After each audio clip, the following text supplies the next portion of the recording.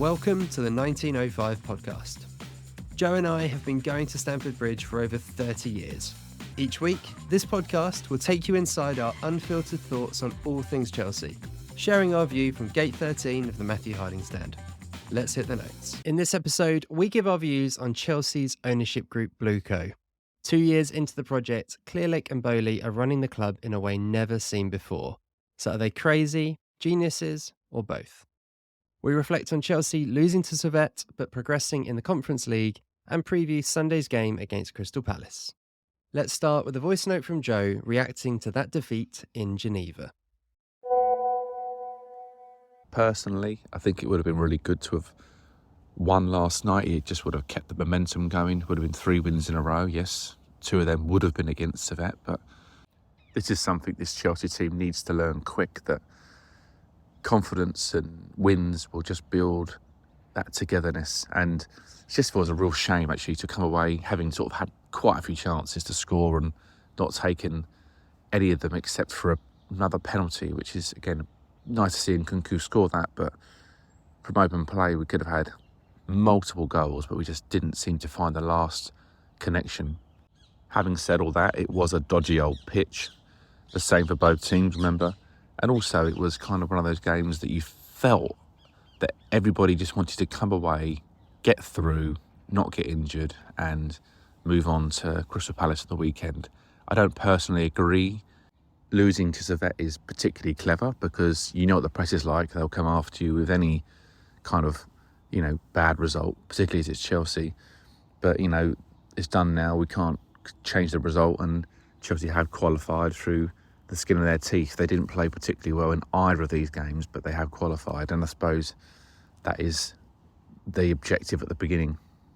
I suppose I was just really looking forward to seeing Chelsea dominate this game and play some of that free-flowing football we saw against Wolves. And I know all the personnel wasn't the same, of course, but I think that team was more than capable of actually putting in a talented, sort of cohesive performance last night and putting Servette to the sword 2 or 3-0 and coming away with quite a nice, comfortable performance, but it wasn't to be. And I'll be brutally honest, I didn't actually think anyone played that well. I'm sort of struggling to sort of think, did he do well last night? Really? He was okay. He was 6 out of 10. There was a lot of 6 out of 10 performances for me. And the back four just doesn't look that steady, does it? This sort of what we class as the B team back four, if you want to call it that. But I think the A team back four has not looked amazing so far, apart from a good second half performance against Wolves. So definitely things to work on at the back. I think Disasi is not a right back, and he really is quite a poor player. I'm not entirely convinced that he has a position in this squad. I think when he plays for me, he always looks as though he's like a goalkeeper playing outfield. He looks gangly and awkward, and when he does something good, it's almost like he's more surprised than we are. And just something I've noticed about Badiashile is that when teams cross the ball into the box, he's often got a lot more time than he thinks, and he ends up smashing the ball out for a corner. He does it all the time, and it's a skill as a central defender that you find the touchline, yes, and if you have to give away a corner, fair enough. But you've got to try and find the throw-in spot if you're going to clear it out.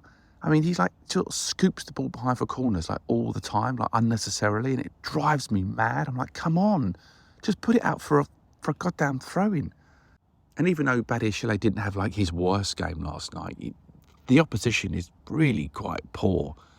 And if we're going to struggle to defend against them, then they're never anywhere near ready for the Premier League. I mean, can you imagine him up against Haaland or Salah? I mean, it's going to be an absolute disaster. So, I'm not sure on Disasi and Badiashile. I really don't think that they've convinced me at all, the Monaco twins. And if I'm honest, they're not going anywhere because they're not players that are looking to be shipped out at this stage. But I do believe that them two in particular are very weak.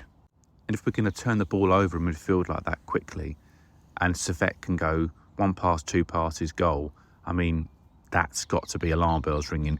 If Badiashile and Disasi and Tosin can't get around their centre forward and kind of stop that from going in, then that's a concern for the Premier League, I've got to say. But I suppose if we're going to look on the positive side, I think maybe Vega had a half-decent game. I thought Kyle Palmer looked obviously very good and neat and tidy, and was obviously a much more direct player when he came on and should have scored when he hit the bar.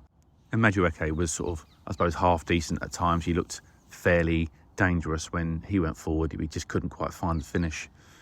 The one player that is, I suppose, that is slightly alarming me in the forward positions at this stage, and he did score last night, is Nkunku. I don't feel as though I'm seeing enough from him. The ball is returning too much off of his first touch as well. He looks a little bit lazy, or he's not quite fit yet. But whichever one it is, it doesn't really matter. If you're going to be in this Chelsea first team, you can't be walking round, and he does a lot of walking, which is a bit frustrating as a supporter. You want to see people kind of on the move all the time, and get your downtime when you need to get it, because obviously they're not robots. I understand that, but he'll lose a ball and he won't even make an attempt to get back and make a tackle or get on the defensive side and be a player to beat. He just basically just says, okay, I've lost it. Oh, I'll get it again in a minute.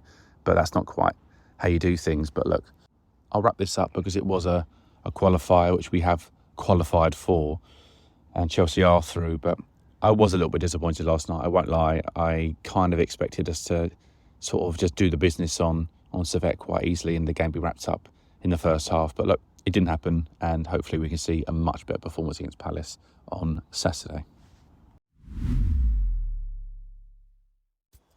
Yeah, it wasn't good at all, was it? Is the quick answer. I thought it was really flat performance, and actually I think that's one of the things that Chelsea need to be a little bit careful of in this competition. I think it's one of those, we're in it. If we're in it, are we going to take it seriously and actually try and win it? Because every game that we play in this competition will be like a cup final for the opposition. You've only got to look at the teams that are in it. I just had a look at the draw badges basically, and I'm like, to be fair, I only know about 10 of them out of the 32 teams. So every single team that we play against, like Servette, is going to be the biggest game of their lives. So we've got to be prepared for that in terms of the players in the squad, and I don't know, I feel like they look like a little bit like they're just coasting. They've kind of tried to coast through the tie, which in the end we did. But as you say, momentum's important. You want to continue that kind of winning habit, and it was just really frustrating to lose the game, even if we come out with a 2-2, which we should have done really based on the chances we had late on in the game. Then you kind of would have taken that and gone, okay, it's away from home in Europe, etc. But yeah, disappointing. I think a lot of those, let's call it the B squad, those players that you think this is really good chances for them to step up and kind of, put themselves in front of the manager. A lot of disappointing players. The ones that are getting, I think quite rightly, a lot of spotlight today, Disassi and Badiashile, as you said, Joe. And with those guys, they're the ones when you look at Trevor Chalobah, aren't they? And you just go, where's the logic and where's the thinking there? Because we've seen how good Chalobah is, and you can confidently say that he would do a better job in the squad than either of them. Even argument with Badiashile would be he's left-footed, he can play on the left, but Chalobah could do that. And I think that's one of the kind of squad profiling ones that is a little bit disappointing. And then likewise, actually, the other one that jumps out to me is Carney, Chukwuemeka, not being obviously part of the plans, or he didn't get a kick in pre-season, did he? And I think he'll be, you'd imagine, heading out, hopefully just on loan. But by the time you listen to this, it might be a permanent deal. And again, every time we've seen him in a Chelsea shirt, which hasn't been enough because of injuries, he's looked really good. And when you look at that team yesterday, obviously can understand why Dewsbury Hall started. He hasn't particularly filled me with confidence yet that he can step up. But I think it's early days. So I don't want to judge him too quickly. We've seen how good he was in the Championship. So I think hopefully he's just bedding in. And I know he did come back. Not everyone knows this, but he came back for an injury. So he was struggling with an ankle injury throughout the summer. So he might not be quite up to match speed yet. But he certainly doesn't look right, does he yet? Doesn't look the player that we thought we were getting. But with Chukwuemeka, I'd have loved to have seen some of him. It felt like a perfect game for him yesterday to have a role to play, and him not being in it is disappointing. But I think if we're gonna, we're in the competition proper now, and I think if we want to, have a chance of winning it, and if you're in it, every Thursday, let's go and win it, then I think they might have to just start taking it a little bit more seriously, because it just felt a little bit passive to me, and that's not going to help anyone. So yeah, as you say, job done. We're through to the next round, but we need to see better as we go forward. We've had quite a few messages over the last few weeks of people wanting to hear Joe and I's perspective on the new owners. So the first thing to say is you can get in touch with us on our Instagram, which is 1905 podcast, and through email, which is hello@1905podcast.com. But let's crack on with giving our views on the owners, and I'll give you mine first and then we'll hand over to Joe for his thoughts. So for those who've been listening to the podcast for a while, I've probably got the kind of general sense that we're more positive about them than most, and I want to kind of explain my perspective on why that is, and there's kind of three parts to this really. So the first one is thinking about, as a fan, what do you want from owners? And there's been really good and really bad examples in recent years which we can look at. I mean, Chelsea probably have had in Abramovich one of the best examples, which is you want an owner who is incredibly ambitious, who wants to win, who is willing to put money into the club to get to that ambition, and who ultimately cares about what happens on the pitch. You can contrast that obviously with the Glazers at Man United, who has very much felt the opposite and felt like they care more about the bottom line than what happens on the pitch. And I genuinely believe that these owners want Chelsea to win, and the way they're going about it, but you've only got to look at what they've done in American sport to see that they have a model that, give it time, it can work. And that's my number one. Now, the number two is, and this is probably the most controversial part of their ownership, and that's that they're doing things very, very differently. So we are getting so much stick from the media and opposition fans because really what we're doing has never been done before. This idea of just investing so much in young players, so much in a huge of players has never been done in football before. It's a little bit more common in sports like baseball, where you kind of speculate to accumulate that some of these players will turn into great ones, some of them won't. And Chelsea are doing it in football for the first time. And I think that makes people uncomfortable. And I do believe that a lot of the criticism they get from traditional media is a little bit of a bias against Americans and against kind of outsiders coming in and doing things differently to how they've been done before.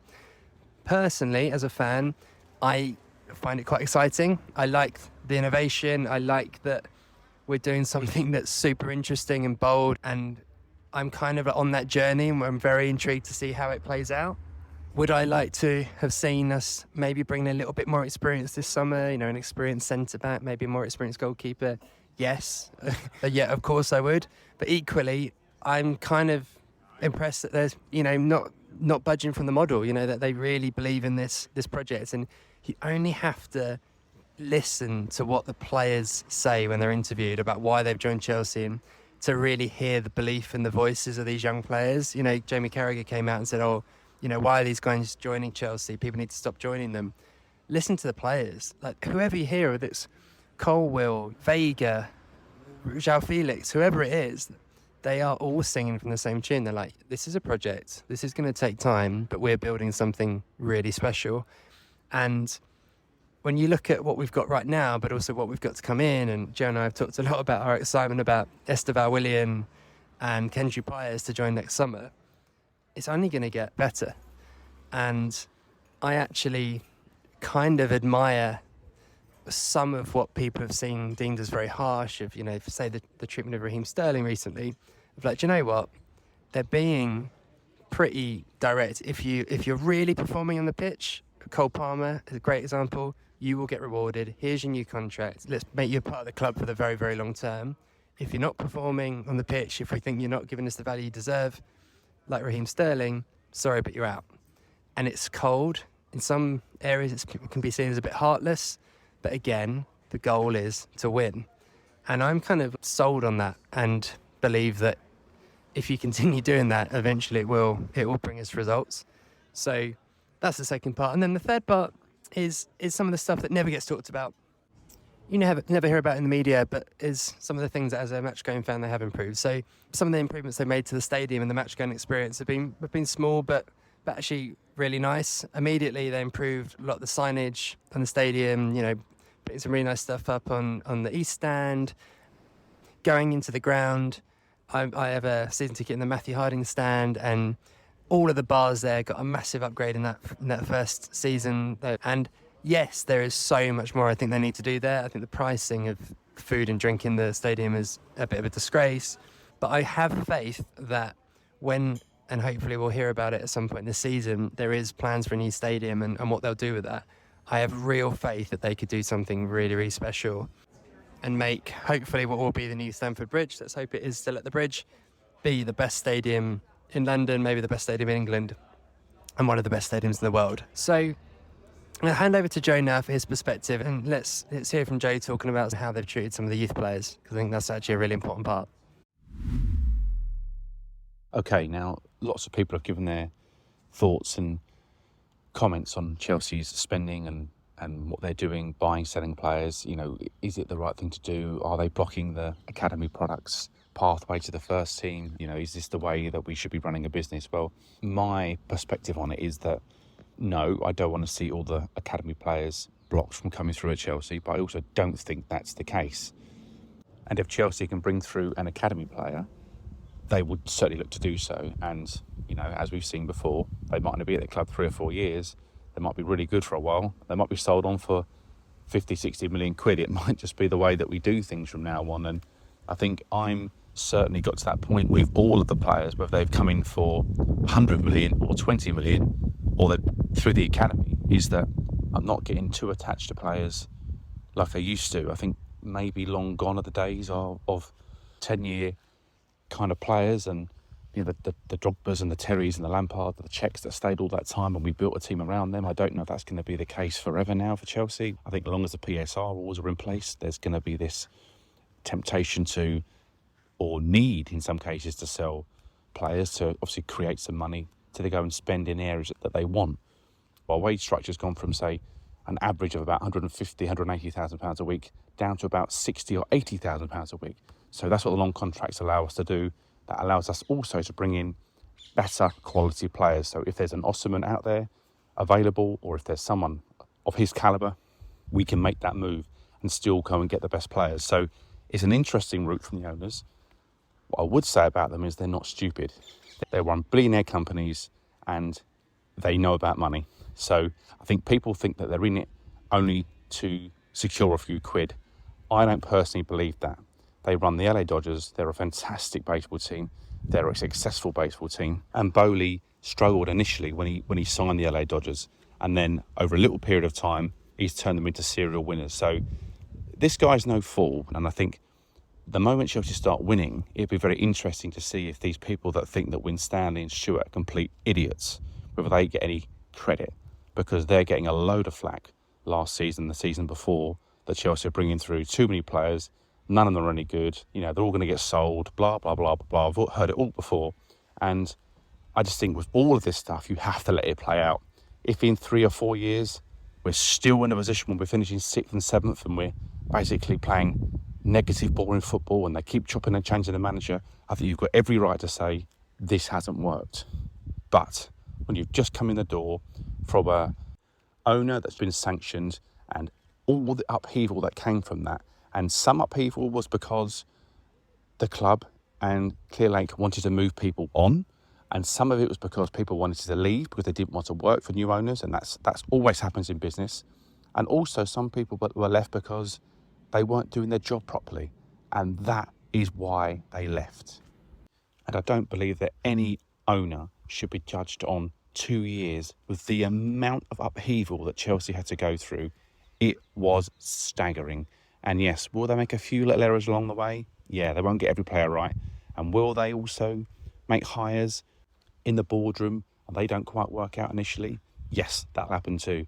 But I think there is certainly a degree of hate and mistrust with Clearlake and Boehly and Boehly.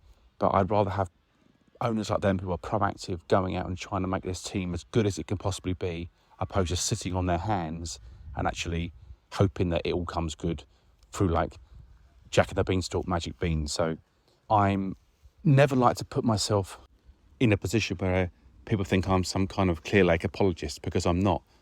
I'm a Chelsea fan who want Chelsea to do well, and that is it. I've loved the club, whoever we've had in charge, whichever owner it's been, and I want my team to do well, and I want to see them play well. I want to go to games and enjoy football. So there's always been times with, even under Roman, where it was quite miserable and actually the football wasn't very good and the managers weren't that great. But I always knew in the long run that Chelsea and Roman would get it right eventually. So that's my take at what's going on in the boardroom at the moment. So Chelsea v Palace on Sunday, and let's be honest, we've got just a ridiculous record against, haven't we, in recent years?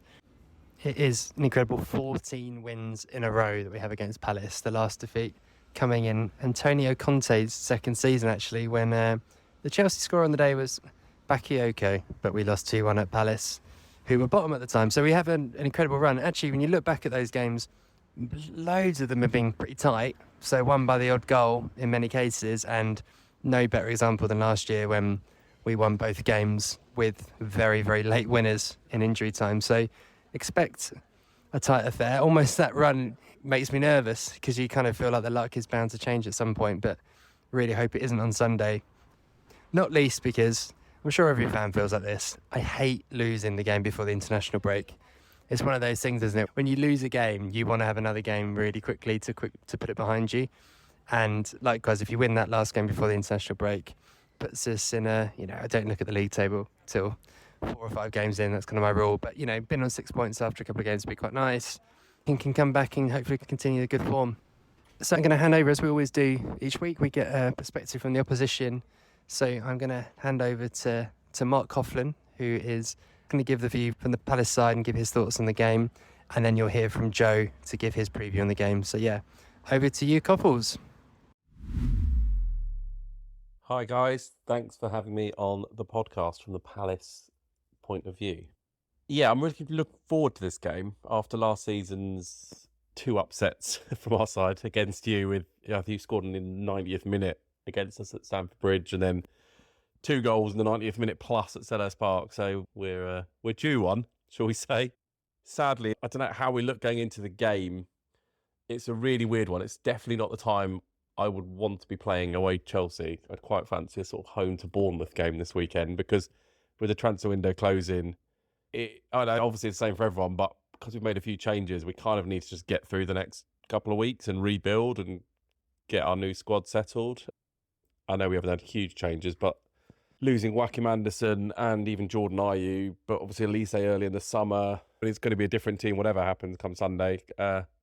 We brought in Chaddy Riyad in the summer. He looks like he's going to be out for a while after an injury during the week. So I think the team on Sunday will have, if Gay's still there, we'll have, Gay, Richards and Klein as our back 3, which isn't great. So I think we might be there to be got at. Elsewhere, it's full strength. I think everyone's, we should be fit and firing. No massive problems. And coming off the back of 2 league defeats in a row, not feeling 1,000,000% about the game. In terms of how can we hurt Chelsea on Sunday, we've weirdly, we've dominated the first half an hour, 40 minutes of both games we've played. We should have taken the lead both times, could have had a couple in either game. Same old story, Palace just didn't take our chances and then got punished. But it's that if we can just solve that problem again, and this is the worry, the lack of Elise means the lack of someone who can just pull something out of nothing. The other problem is defenders double up on Eze, and we're already seeing him slightly crowded out in the first 2 games, trying to do it all on his own, a la Zaha a few years ago. So, I think it'll take a while for our players to settle and hit the ground running. So this is my worry, as I say. I think how we can hurt you. The exciting thing is we haven't played a brilliant team yet. Brentford and West Ham have been teams that we could potentially beat and we've lost to. The difference with Chelsea is you'll attack us, we'll probably sit back and try and counter against you. And with Glasner's direct football, not Allardyce style, but a direct way of playing, he likes to move it quickly. I think we might be able to hurt you on the counter-attack. Adam Wharton is obviously someone that can keep the ball moving. His vision in passing is unbelievable. And he can get the ball to the right people at the right time. If we've soaked up a bit of pressure and countered, there might be chances there. I think our width is potentially to watch. I don't know how much you've seen of Daniel Munoz, but he's the sort of player who can pop up in your box unmarked, somehow, and you don't know what the right back's doing there. I think he's one to watch. But yeah, I think the usual answer is going to be Eze and Mateta, the two to watch, really. I think balls over the top to Mateta, the direct Glasner ball over the top to Mateta to knock down to Eze or take on his own is our main threat at the moment. And I think Mateta, with his goal scoring form, is was his second or third top scorer since Glasner came in the league. I think he's got to be one to watch. He scored 2 during the week, including a bicycle kick from the edge of the box. So he's found his form again. He's oozing confidence, and I think he quite likes playing the big team. So yeah, definitely, if we're going to do anything, I think Mateta could be the man to watch. On the Eze front, I think, he has been crowded out, but he's also very unlucky to have a goal disallowed on the opening day of the season for a ridiculous VAR. It hit the post against West Ham from outside the box, and then had 2 goals disallowed for offside midweek. So he could be on 4 goals this season. So, the form is still there, despite him being very protected by defenders. So, yeah, there's definitely a threat there. We love an upset. I think it would be an upset, despite all the things going on at Chelsea and where you are. I think you're still a long way ahead of us, especially with the quality you have. So, would we take a point on Sunday? Yes. I think after losing our first 2 games of the season, it's all about going into international break, resetting and getting our squad ready for the rest of the season. I think going in with a point on the board would be massive. I really don't want to go in with no points after 3 games, but I think the window is the reasoning behind it. It gives us an excuse, and I think this would be a lovely way to get a point on the board.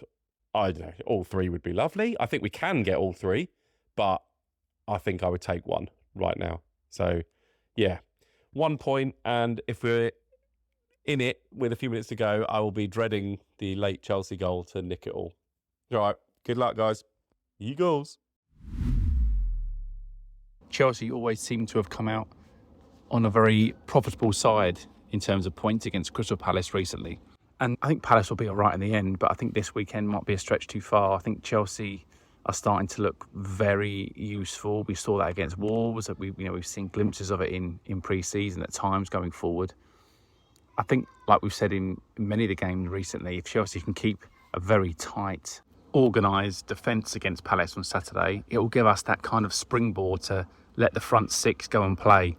And that's not including the likes of maybe Gusto and Cucurella, or maybe Vega if he starts to come forward and actually join in the attacks too.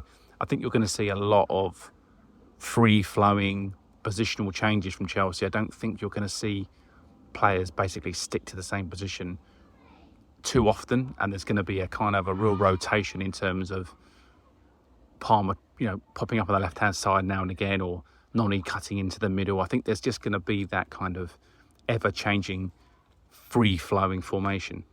And I think it suits the likes of Palmer. I think it also suits Felix. I don't think they love to be stuck one position for any length of time and they get a little bit bored.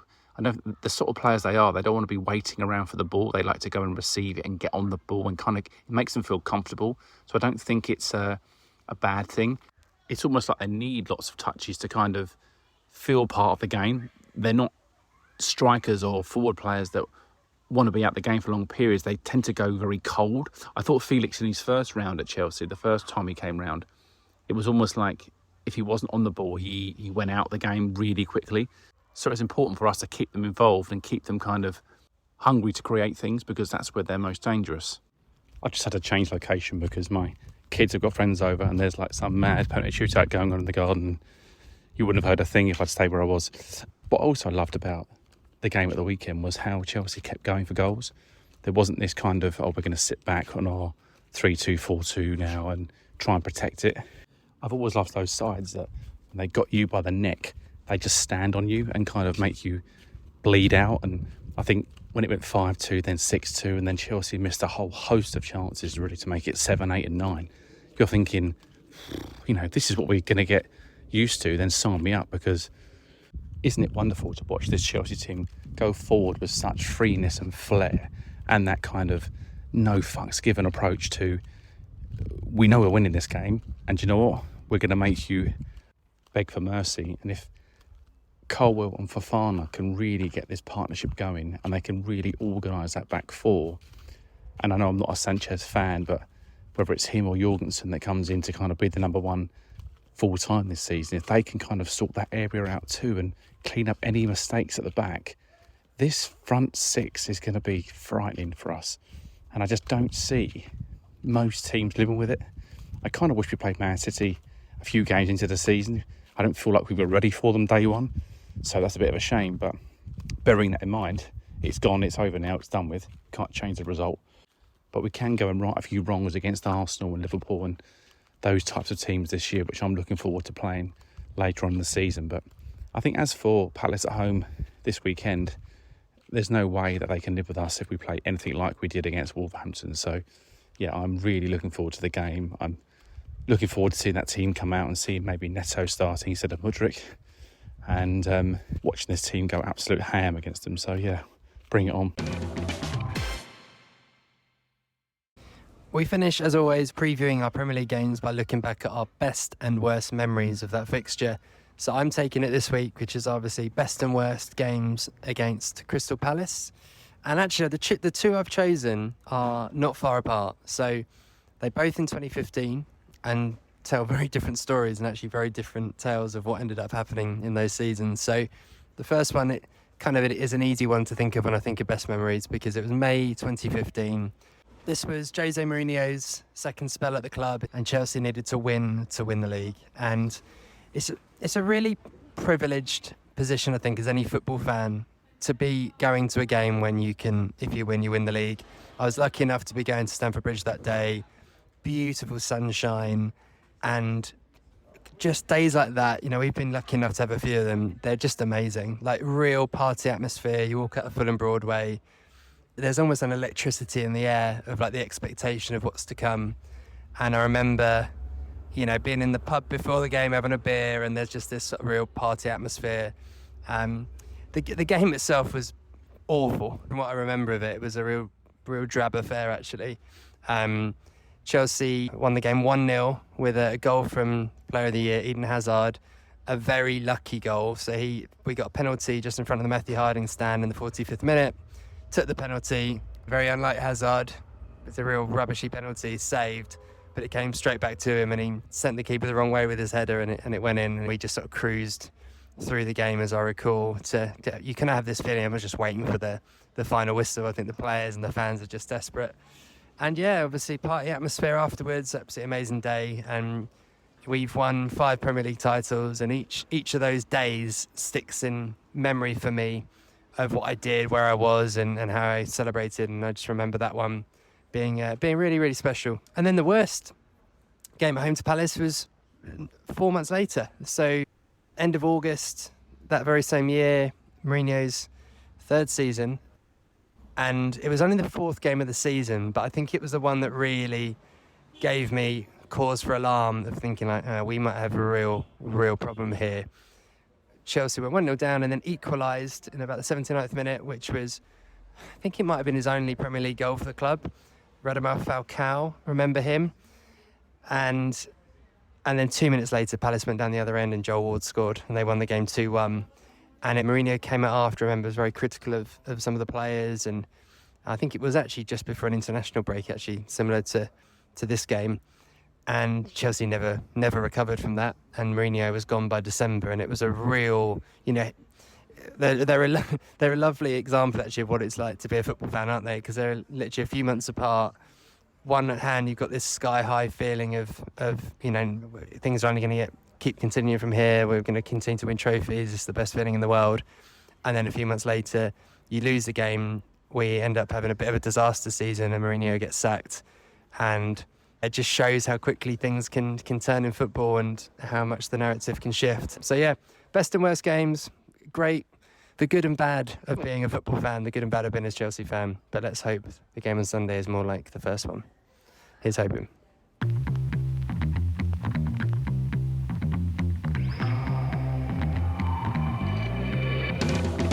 Those were the Chelsea notes for this week.